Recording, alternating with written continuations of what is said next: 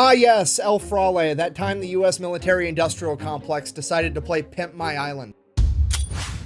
Today we're talking about Fort Drum. Yes, I realize that's a military base in New York. No, that's not what we're talking about. There's another Fort Drum. It's guarding the mouth of Manila Bay in the Philippines. It's also referred to as El Frale Island, America's unsinkable concrete battleship, or the USS No-Go. Basically, the US military took a tiny island and turned the entire thing into a gun, and we're going to talk about it. Right after a word from our sponsor. This video is brought to you by Sheath. Okay, here's the deal. They're like normal underwear, except they're better because they have a pouch that you can stick your junk in and then your balls aren't stuck to your thigh. And trust me, it's just one of those things you don't know you need it until you need it, and once you have it, you're not going to be able to live without it. Let's face it, every good thing that's ever happened to you in your entire life would have been a little bit more gooder if you didn't have balls stuck to your thigh the entire time. And I know what you're thinking, what if I don't have balls? That's cool. Were you with people that did? Because if you were, they probably would have been in a better mood if balls weren't stuck to their thigh the entire time. You should buy them these underwear. Don't believe me? Ask the kangaroos. Those marsupials have known how awesome pouches are for like 15 million years. They've been hoarding the technology, but now Sheath is here to fix that. All I'm saying is give it a shot. Worst case scenario, you find out you actually do like having balls stuck to your thigh and these underwear aren't for you, and in which case Sheath has a 30-day no questions asked money back guarantee and you're out nothing.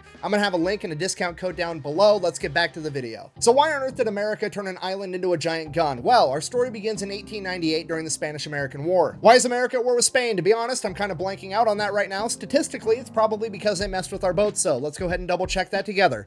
How did the Spanish-American War start? The USS Maine mysteriously exploded in a Cuban harbor, believed to be the Spanish.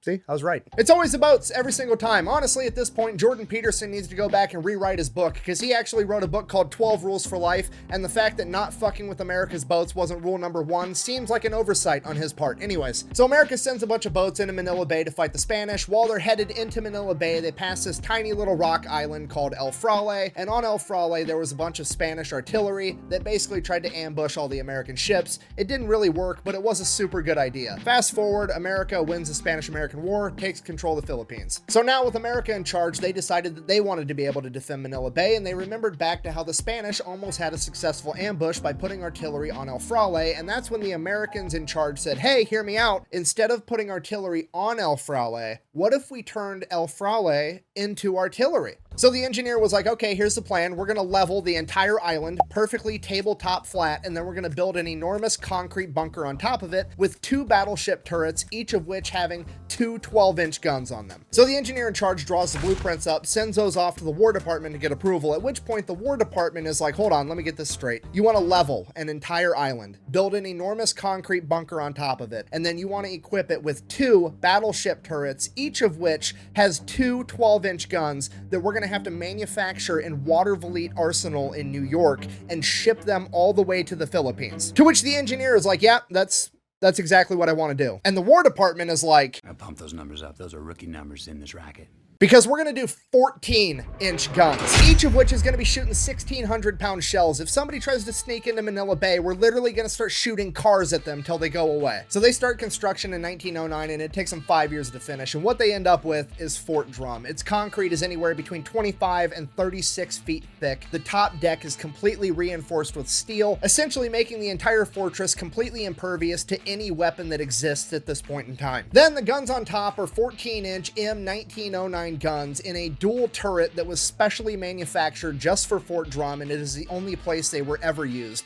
This turret has armor that is 18 inches thick, virtually making that impervious too. Then, just in case being able to shoot cars at people you don't like while being inside of a bunker that makes you impervious to retaliation isn't enough, it also has 4 6-inch guns and 2 3-inch anti-aircraft guns. And inside the bunker, they have 6 months worth of food, their own power plant, and a distillery so that they can make their own clean drinking water. Basically, it's the world's best doomsday bunker. So it's completely done. It's like 1914. America has built this incredible weapon, and now, in true American fashion, we're not really going to use it until it's borderline obsolete, and then we're going to give it away to somebody else. So kind of fast forward through the next 20 years. I mean, there's always Army guys stationed there and on hand in case anything happens, but nothing ever does. It's kind of like being stationed on a naval vessel, and because of that, the Army guys that serve there give it the nickname the USS No-Go, considering it never fucking goes anywhere. Then, of course, during that same time period, World War I happens. after World War I, America downsizes their military considerably, then the Great Depression happens, and because of that, pretty much no upgrades or maintenance gets done to Fort Drum during that entire time. So for its first 2 decades, it receives pretty much no upgrades, it's already becoming obsolete. Then in 1934, the US government comes out and says, over the course of the next 10 years, between 1934 and 1944, America is going to move towards establishing the Philippines as its own sovereign nation. So obviously, they're also going to turn over Fort Drum to the Philippines, and because of that, they have even less motivation to do any upgrades to it, so none get done. Then during that 10-year time period, World War II kicks off in 1939, but America's not getting involved. We're minding our own business, and by minding our own business, I mean we're basically funding the entire thing through Lend-Lease, but, you know,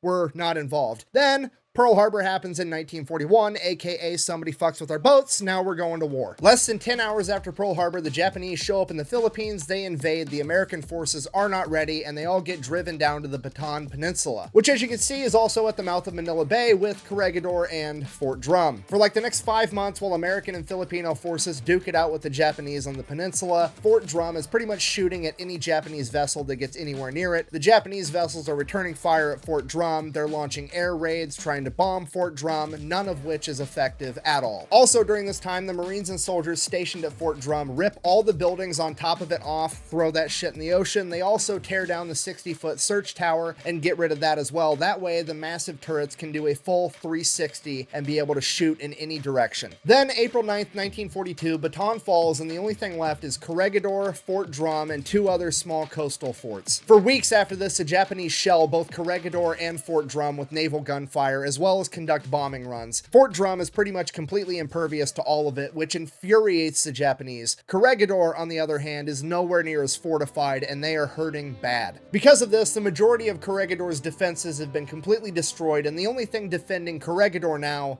is Fort Drum. On May 5th, 1942, the Japanese would launch an amphibious attack on Corregidor. Fort Drum would land direct hits on 2 Japanese landing craft, destroying them completely, infuriating the Japanese even further. Despite that, it wasn't enough, and Corregidor would fall on May 5th. The concrete battleship and the 240 men manning it are now the last holdouts in the Philippines against the Japanese, and it is pissing the Japanese off. And in immediate retaliation for them taking out several of the Japanese landing crafts at Corregidor, they begin launching air raids against Fort Drum, and they are, again, completely ineffective. During those air raids, some of the Marines manning the anti-aircraft guns would manage to shoot down a Japanese bomber, only serving to piss them off even more. At this point, General Wainwright, the man left in charge of American forces in the Philippines after General MacArthur abandoned his men and fled to Australia, issued the order that all American forces were to surrender on May 6th at noon. At this point, according to the legend, the entire crew of the USS No-Go, aka Fort Drum, gets together and they have a conversation and talk about whether or not they want to even follow this order, because they think they can go toe-to-toe with the Japanese forever inside of this concrete monstrosity. Unfortunately, they would come to the realization that this decision had already been made for them, because at some point the distillery that purifies their drinking water became damaged, and without US ships being able to bring them water, they weren't going to be able to hold out. So given that they have to surrender tomorrow but they still want to fight, they decide, hey, let's get rid of all this ammunition that we have, and they fire at the Japanese ships non-stop as fast as they can for like the next 18 hours straight. And apparently, according to legend, it got so hot inside of Fort Drum that it was able to increase the muzzle velocity of the guns, and they were able to score more hits on Japanese ships that thought that they were out of range. And they continued to fire non-stop until 11:59 on May 6th, when they were finally forced to surrender at noon. They then proceeded to sabotage the guns, the power plant, and flood as much of Fort Drum as they possibly could, making it useless to the Imperial Japanese. At the time of their capture, all 240 men were still alive, and only 5 of them had been injured after weeks of combat. They would then be taken as prisoners by the Imperial Japanese, where the majority of the men would be tortured, starved, and worked to death, and it is believed that less than 30 of the men at Fort Drum returned home after World War II. Fast forward 3 years, 1945, America is now winning the war in the Pacific, and they have returned to the Philippines to reclaim them from the Japanese. At this point, Fort Drum is believed to be completely inoperable, and nobody has seen anything that would suggest otherwise until in April of 1945, an American PT boat would get a little bit too close, and Japanese machine guns would begin firing upon him from Fort Drum. This intel gets sent up the chain of command, at which point nobody really knows what's happening. Maybe they're trying to restore Fort Drum and use it. Maybe there's just a bunch of Japanese soldiers that are being barracked there. Who knows? Either way, Uncle Sam says, you know what? That's mine. and I'm gonna need it back. So at first, they try to bomb it with planes. Obviously, that's not gonna work. It didn't work when the Japanese did it. I don't know why they thought it would work now. Then they send out a cruiser to shell it with naval gunfire. Again, obviously it doesn't work, at which point, shit proceeds to get out of hand pretty quick. Basically, the chain of command didn't really know what to do, so they're like, hear me out.